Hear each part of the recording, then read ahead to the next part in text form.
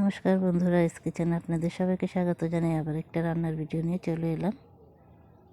আজকে আমি মায়ের মতন করে একটু রান্না করার চেষ্টা করলাম। দেখুন, আলু বেগুন ধনে পাতা দিয়ে কড়াইতে দিয়ে দিলাম জিরাগুলোকে ভালো করে ভেজে নেব।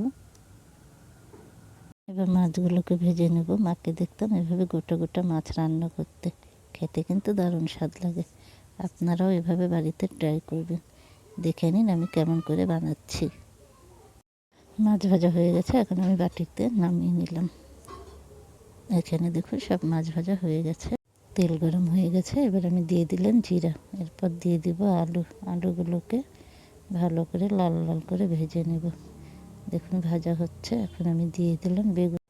আবারও এখন ভালো করে নাড়াচাড়া করে নেব। তারপর দিয়ে দিব লবণ আর হলুদ, দিয়ে ভালো করে ভেজে নেব। ভাজা হয়ে গেছে, এখন আমি টমেটো দিলাম আর একটু নাড়াচাড়া করে নেব। তারপর দিয়ে দিব দেখুন জল দিয়ে 10 মিনিটের মতন ঢাকা দিয়ে দিলাম। 10 মিনিট হয়ে গেছে, ঢাকনাটা তুলে নিলাম। ওদিকে ভাজা জিরাটা বেটে রেখেছিলাম, দিয়ে দিলাম ঝোলে। ভালো করে এবার নাড়াচাড়া করে নেব।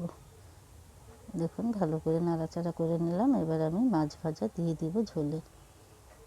দিয়ে দিচ্ছি এক এক করে, সব দেওয়া হয়ে গেল। এখন দিয়ে দিচ্ছি ধনিয়া পাতা, দিয়ে আবার 5 মিনিটের মতন ঢাকা দিয়ে দিব। মাছের ঝোল ফুটছে, এবার আমি ঢাকনাটা দিয়ে দিলাম।